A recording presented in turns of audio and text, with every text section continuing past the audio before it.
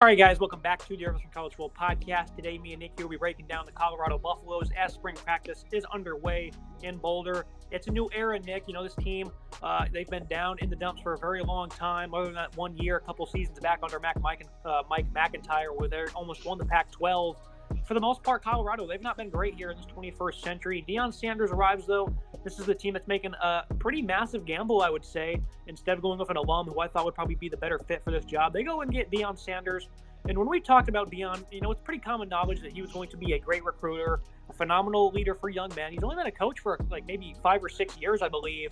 But the intrigue with Deion Sanders is too hard to pass up. We knew a Power 5 job was coming. I thought Georgia Tech maybe had the lead on him.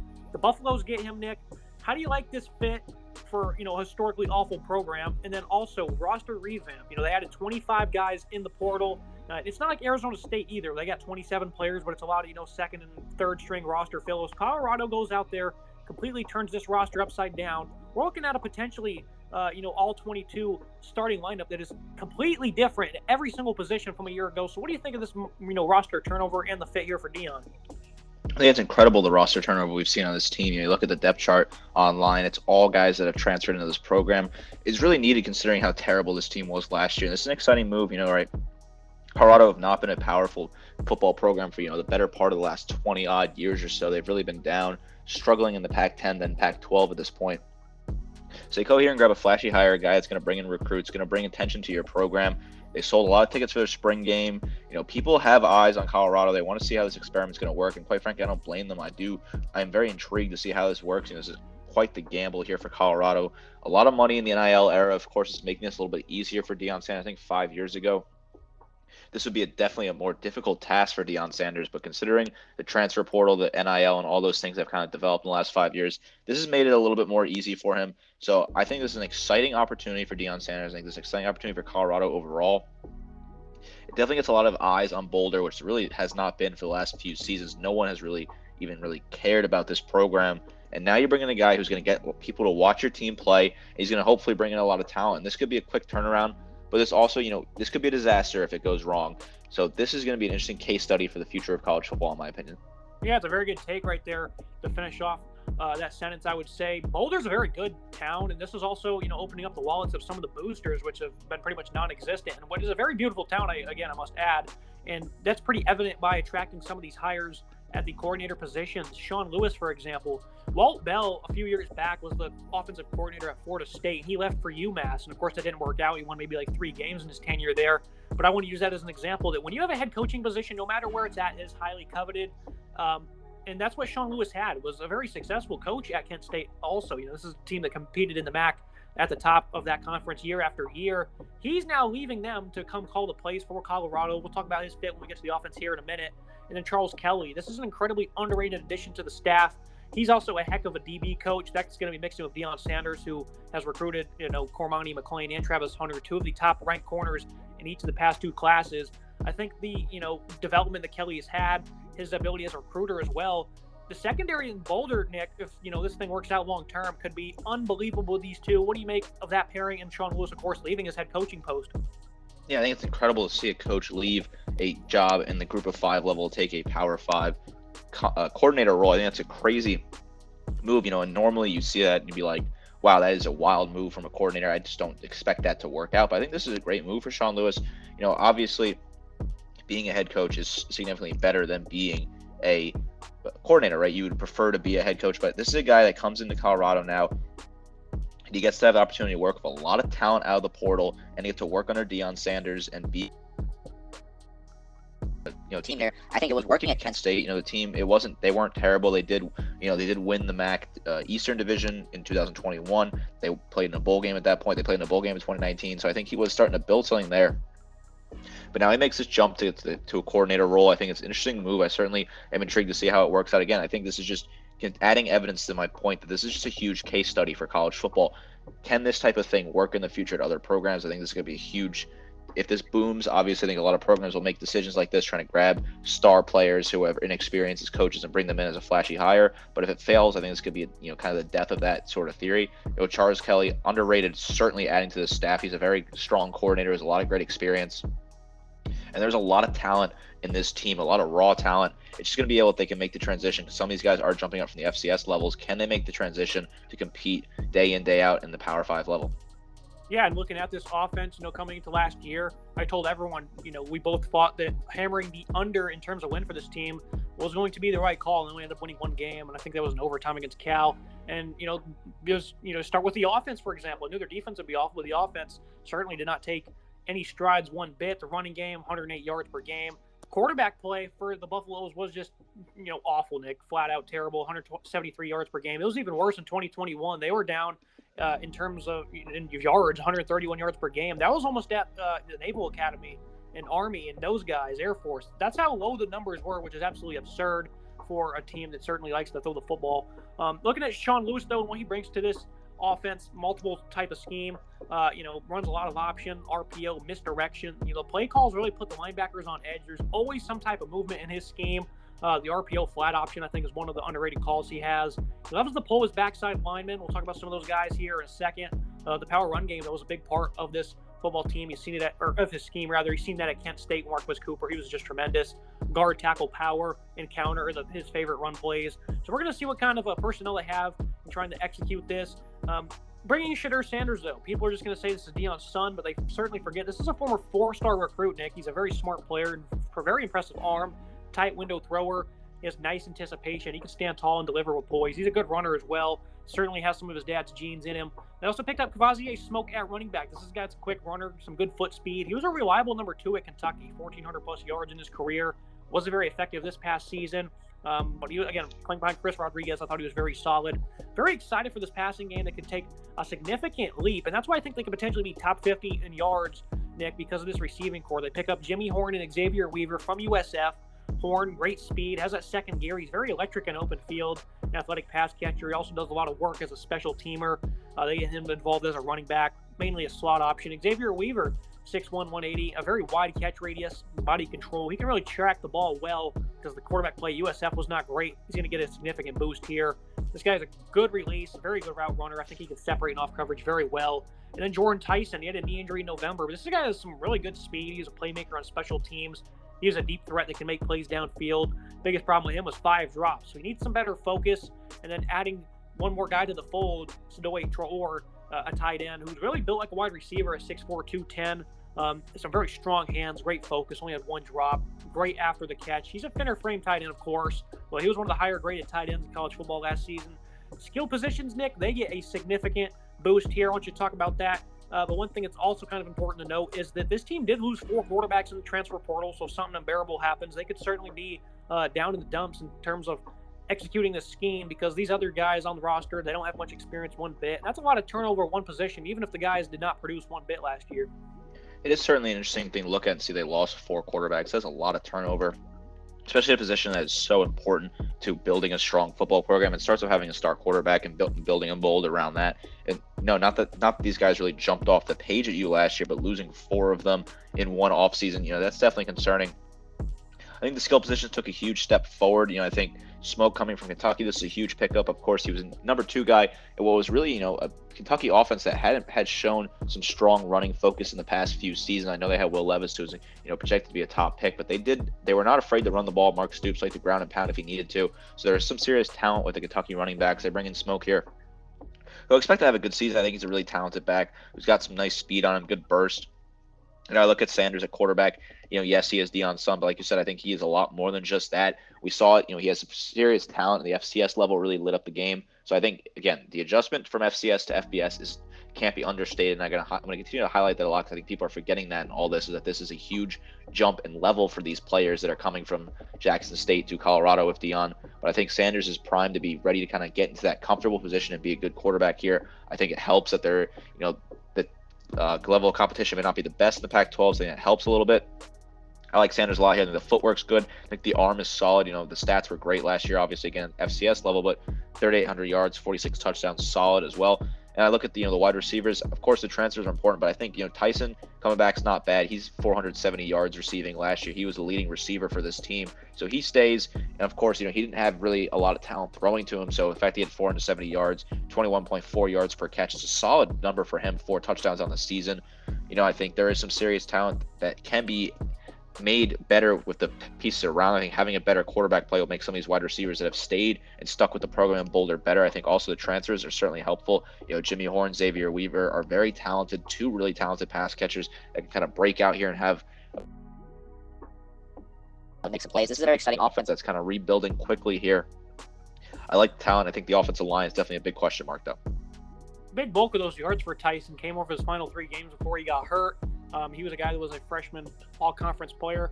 Look at that offensive line, though. They weren't all that bad a season ago, and they added 4 transfers. 3 right now are probably going to be penciled in as starters. Landon Beebe, Tyler Brown coming over from Jackson State. He's a really good pass blocker, aggressive player. I think the biggest piece here, though, is Savion Washington. I feel like this is a player a lot of people probably went after. 6'8", 342. He follows Sean Lewis over from the Golden Flashers. He was a good player last year, some really good length, a finisher's mentality. This guy just latches on and drives, uses every bit of that size he has. He needs some better technique and quickness. This is a guy that really had a pretty impressive game on tape against Georgia, though. I think this is a very underrated player. It's really going to blossom this year in the Pac-12. This offensive line, like you said, it's kind of up in the air because Washington's probably the only great player they added. Brown, we'll see how he does in the step-up in competition. How do you feel overall about this offense? I think top 50 is certainly achievable. I'm not sure, though. This entire football team is really just a big question mark, Nick. The backfield does have a couple more options, though, and Deion Smith, who's a veteran, Anthony Hankerson, who's a bit of a bulldozer. So I definitely think this offense, they're going to see at least they're going to be, I think, 10 points per game better than they were a year ago, which is a phenomenal boost. Yeah, I think the offense is solid. I do worry about the offensive line depth. I really don't see a lot of depth at center. I think they're going to have to try and find a way potentially to kind of work with that. I think Washington coming over from Kent State's a really big pickup. Familiar with Lewis, of course, his former head coach. I think he was a really popular name in the portal, so that was a solid pickup. Landon Beebe as well at left guard. I like him. I think he's got some good experience. Solid player to bring in the transfer portal. The offense is going to be a lot better than it was last year, obviously, because the bar was so low, but I think with this team, it's such a toss-up, right? It feels like it's coin flip talking about the things. They could win 2 games this year. They could win 8 games. You really just don't know. I think this offense will be a lot better. I think top 50. But it's really tough to tell when you bring in so many guys that have not played together and you're really building a team from scratch here. They might be tough to get that sort of continuity and teamwork that you really need in college football to build together a strong program. They averaged 15.4 points per game a season ago. I think 25 to 30 this year is very achievable. Looking at this defense, they weren't any better, Nick. I knew this unit would be awful coming into the year, but man, 510 yards per game, almost 45 points per game allowed. It's just unacceptable. You're not going to win anything playing like that. And I knew they would be bad. They gave up, over 30-plus points per game the year before that, and they had pretty good talent at all levels of the field. They just couldn't get it to execute. Carl Dorrell, that was the biggest red flag to me. Charles Kelly coming over, though, again, a long tenure DB coach, last 4 years with Alabama, great player development at his positional group. He ran a 4-3 when he was with Florida State in his first year, and then he switched more to a 3-4 nickel defense. His last defensive coordinator stop saw him run a 3 when he was, this was his last defensive coordinator stop, rather, at LSU. And the depth chart kind of implies a 3-3-5. So I'm not sure what the defensive scheme is going to be. And I don't even think he probably knows what it is. I think they're really trying to get a lot of these new players in and see where everyone fits in. So I think they're going to be running multiple sets here on defense. Looking at some of the players they picked up, though, I was very happy with teams like Florida State, Oregon, what they were able to do on the defensive side of the ball. But I think Colorado, they didn't just pick up some nobodies, though, Nick. They played up some legit ball players. Taja Olston from West Virginia. He was productive in the past. Jordan Dominic. This was kind of a surprise entry. This is a pass rush machine. A really good spin move, a nice motor. 6'3", 250. This is a versatile pass rusher. Back to Olston real quick. He had 11 tackles for loss in 2021. He was productive. He was an inconsistent player this past year, but he was overall a good run stopper. Leonard Payne from Fresno State, a really good run defender. He's got some good drive and power. I think he really slices through gaps well versus lateral linemen. Engages leverage very well outside. Shane Coates coming over from Dartmouth. He's a good run stopper. He was an awful tackler last year, though, for that program. I like what they've done here in the trenches. There's a theme, Nick. They really picked up a lot of guys that can stop the run. I think that's something that's certainly going to be a focal point of this defense because that's been the theme on the defensive front. Dominic, of course, he's more of a pass rushing guy. But overall, I think they're going to get a big-time boost here. You also have to mix them in with some guys that have also been on the roster in the past, and that's not led to, anything. Solid pickups from the portal here. I think Coates from Dartmouth is a very talented player. Really strong against the run, not as great against the pass. But I think, like you said, they are focusing on getting that run defense in order first. It seems to be what Kelly is doing with his defense. He wants to focus on putting together his run defense and then focus on putting together a pass defense as well. I think, Alston's a very talented player from West Virginia. Didn't really quite live up to the expectations as a Mountaineer, but I think he comes over, gets a fresh start, has a lot of more exciting opportunities here in Boulder. I think it's a very good position for him. I think there is some serious talent here. I think Brown, good player to bring over as well. They got to be able to get pressure on the quarterback, right? Obviously, and stop the run. The defense last year was terrible, right? 44.5 points per game and over 500 yards per game. It's just a ridiculous number when you really think about that. That is a lot of points per game. That's 7 touchdowns per game. It's a ridiculous number to think about, and they got to be able to start trying to figure out what they can do to put this together quickly and rebuild this defense. They're going to have to try and plug the holes on the running game and also get pressure after the quarterback and find that kind of rushing edge that they really have not had in the past. 245 yards per game out on the ground was dead last in college football, as was every single number, I think, with this team. Also made some impressive additions in linebacker Levante Bentley. This is a guy that played a lot at Clemson. Only 163 snaps, that is, but being there in that program for 4 years, that's beneficial in more ways than one. Demoy Kennedy, who's also, I believe, a former high-end recruit for the Crimson Tide, a good runner. He's a nice finisher, some lower body explosion. They also picked Jeremiah Brown from Jackson State. This is a guy that was a starter for them as well. So they also pick up 3 great guys here at linebacker. One thing that I certainly think is not being talked about with this team is they missed a lot of tackles last year. They led college football in that number. I don't exactly have the figure on screen with me right now, but they were not good one bit, Nick, at anything on this defense, and now they're going to boost their talent significantly. I'm not really sure what the expectation is for the defense, at least in the front 7. I know what it is for the offense because I think it's more clear and cut on that side of the ball than it is on defense, because this is going to be the harder position, or the harder side of the ball to coach, that is. What do you make of the additions they've made? Because this is a completely revamped front 7. I agree if it's hard to get a finger on what you expect out of this defense because they were so awful last year, right? And you would think they'd be able to cut down those points per game, but is cutting that down to the 25 range, is that a reasonable goal? I don't know if that's too much of a reach, right? Early on, is 30 a reasonable goal, points per game? It's hard to tell what exactly is a reasonable goal for this defense. I think Bentley's a great player to have. Didn't play a whole lot at Clemson, but like you said, being in that system, being with Dabo Swinney, being around a high-profile college football program like Clemson certainly gives you a thing or two to kind of take with you. Demoy Kennedy, this guy was popular in Tuscaloosa. People wanted to see him succeed, but he really just never had that opportunity to do here. So I think he gets a new fresh start. I think this is a great spot for him. I think he's going to have a lot of opportunities here. This front 7's got to be better against the running game, right? Dead last in college football, dead last in missed tackles as well. Got to be better at that. I think plugging the run is going to be the key here early on. Can they stop the run and then focus on getting a pass rush and developing that? Yeah, they had 9 sacks last year, which, if you guessed it, was also dead last in college football. We're going to look at a secondary. This is the unit, everyone's going to look forward to because they got some legit ball players in this area of the football team. This is a team that's actually been pretty strong in this position in the past. Mark Perry, Mekhi Blackman, and then Christian Gonzalez. All of those guys had played for them in 2021, and they transferred out. And they all, they did great success at their respective destinations this past season. That's tough for a team like that that was that much talent in one position. And, it showed. They really struggled to defend the pass as well. We're going to look at the group now. Travis Hunter, this guy, phenomenal marketing genius. He said once he gets 100,000 subscribers on YouTube, he would announce where he was heading. Seemed to be Colorado all along, but everyone had a little bit of intrigue because there were some teams with some money coming after him. Trevor Woods, he's one of the only impactful returning guys from this part of the football team. He was a hard football player. He plays hard, fast, and some good ball skills as well. Miles Slusher coming over. I think this is a very underrated addition as well. He wasn't exactly great for Arkansas like I anticipated he would, but this is a guy who's really good in the box. He's a run stopper, some good closing speed, has a pretty nice feel in zone. I think he's a versatile DB, but he was mainly slot guy at Arkansas. Cameron Silent Craig, he comes over from Jackson State.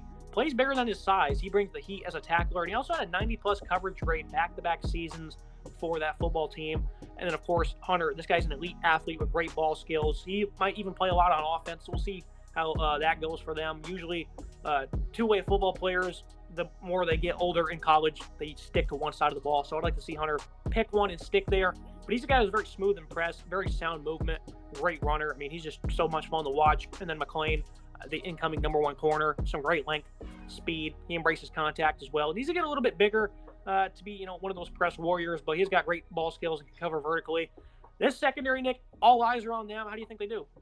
This is a fun secondary to watch. There's a lot of talent here. I think there's a real opportunity for these guys to make big plays. Of course, Travis Hunter, the guy who everyone wants to talk about, right? When Travis Hunter committed to Jackson State over Florida State originally during 2021, 2022 cycle, that was a big move that was seen as a shock move in college football. The NIL money, all the stuff that was talked about, it was seen as a shock move for Travis Hunter. People did not know what to expect of that. Some people didn't like the move. I thought the move was great. Right? I thought it was an exciting move for college football. Hunter spends a year there and has a great year. He's a really talented player. He's obviously the number one player in the country for a reason when he came out of high school. Now he makes a jump to Colorado, probably a better fit playing at the Power 5 level. And he's got the world in front of him here. All eyes are on Travis Hunter. Like you said, the kid is smart, right? He's a marketing, if his advisors are helping, he's a marketing genius with the whole YouTube 100,000 subscribers thing. And now he comes to Colorado, stays with Coach Prime, and he's going to be the highlight of this defense, right? This is a guy that people want to see play. He's going to get heads in the building to watch him. He's super talented, going to get a lot of NFL draft consideration in the future. I think Travis Hunter is a really talented player. Cannot wait to see what he can do at cornerback. I'm excited to see how he plays in this defense. I think Miles Slusher as well. He's a very talented player. Really want to see what he can do. I'm excited to see him come over. McClain as well. Another great player in the secondary. This secondary is going to improve. I think this secondary is going to be the best part of this team in the fall. And there's so much talent here to work with. I think Deion Sanders really built himself a secondary, which of course, when you think about Deion Sanders being one of the best players in the secondary in the NFL during his time, one of the all-time greats at cornerback. This is going to be exciting for him, certainly, to work with this defense and these guys. This is someone that he's experienced playing the position for as long as he did, and now he's got the opportunity to be involved and coach some of the talented players in college football, especially with Travis Hunter. So I think this is going to be exciting secondary. There's so much production here potentially, and I'm very excited to see how this kind of plays out. They also have Nico Reed and Nigel Bethel, two veterans on roster that will look to occupy one of those cornerback positions. Looking at this schedule, it's an interesting one, Nick. They start the year at TCU. This is a Friday night game a season ago in Boulder to kick off the year. They'll do the same thing here in Fort Worth against a team that loses a lot, but they just went to the national title. And we'll see how fired up they are if they're getting absolutely decimated by Georgia. They host Nebraska, battle of the new first-year head coaches against Matt Rule September 9th. That could be a game that I think draws a lot of attendance. Colorado State, September 16th. Nice little tune-up before nosediving in the conference play at Oregon versus USC. Those teams will potentially battle for playoff spots. At October 7th is Arizona State. Interesting first 6 games, Nick. They get Stanford on October 13th. After that, at UCLA, Oregon State, Arizona, at Washington State, and then at Utah to cap things off. This is a very interesting stretch, I think, on both sides, the first half and the second half. You have some interesting stretches. You're going to learn a lot about this team. The game I'm really circling, though, USC, September 30th. This is probably going to be a night game. They are 0-16 all-time against the Trojans. This is going to be their last crack at them before they dip for the Big Ten. I think this is going to be an emotional game, a big-time opportunity to maybe steal one from one of the heavyweights in college football, because that defense is probably not going to be too sharp. And with all the talent they have on that side of the ball, I think Colorado, this could really be, their coming out party for this new ball team. It's a very interesting schedule. I think, looking at the non-conference, TCU, Nebraska, Colorado State, it's definitely an interesting slate. Of course, TCU has a million question marks, despite being the national finalist last year, the runner-up in college football. A lot of question marks there concerning the talent. They lost Nebraska. They got a first-year head coach in Matt Rule, but I think they are in a great position to rebuilding Nebraska. I've always said it to Nebraska, if I was a college football coach, Nebraska is the one job I'd want to take, because there's just so much money there. If you do it right, you can win very quickly in Nebraska, because the history, the boosters, the fans are going to show up. I think Matt Rule, Nebraska will be interesting to watch week 2. I'm excited for that team this year. I think that's a good matchup of 2 first-year head coaches. You would like to think Colorado can beat Colorado State this year with all the talent, but who knows? At this point, I think there is so much to look at with this schedule. It's a good schedule, right? I think the home away draws are interesting splits. USC at home could be potential upset. You never know. A night game can be loud. Probably the biggest game in Boulder in the last 10 years. So that's certainly something to look at. At home to Stanford, at home to Arizona, Oregon State. I think those are games they could potentially win. At Arizona State, they could potentially beat the Sun Devils. I think that's a game they could win. At Washington State, who knows? Could probably win potentially up there in Wazoo. So I think the schedule, it's a complete toss-up for me, right? I think they could. We're not going to predict records here, obviously, but I think this could go anyway. You win anywhere from 4 to 8 games here, depending on how it goes. This is a very exciting year, and I think the non-conference schedule is a solid slate. So this is going to be a really good test to see if this talent can work together, gel, and get better as the season goes on. Last year, I think this team would go 0-12. This year, I think I might be a little bit more respectful. But like you said, they can win 2 games or 8 games. I mean, which way are you really leaning? Because this really is the craziest thing I've probably predicted in a long time. Because, again, all 22 starting positions are completely different from what they were a year ago, which I think, all in all, is a much better thing for Colorado. But at the same time, it still takes, a little bit of, weeks into the season to start to gel together. So, which side are you leaning on? You leaning towards higher win amount or a lower one? I'm personally going to be a little more conservative and lean to the lower side, just because I think when you bring in, like you said, 22 players that have not played together in some cases and just building a whole team from scratch, I really get concerned with, can they find that continuity to work as a full team? I'm going to say I think 4 is probably where I'm going to land. I'm going to spend a couple of weeks looking over this. I think, 4 to 5 is where I'm probably going to land at this point. But I would not be shocked if I'm wrong and they go out here and really start to put stuff together. I'm going to just be a little more careful here, play it on the safe side, because I think there's just so many question marks around the country looking at this. This is, like I said, this is a case study, right? This is a case study in college football, the modern era of college football, the NIL era, the transfer portal era, bringing in a guy who isn't really an X's and O's coach, is known for his name, known for his likeness, sort of big brand, bring him into a struggling program. He gets to bring in whoever he wants. Really, everyone wanted to play for Colorado. He got the pick of the bunch, grabbed the transfers he wanted. This is a huge case study for me here. I think the first year is going to tell a lot whether or not this is going to work long term.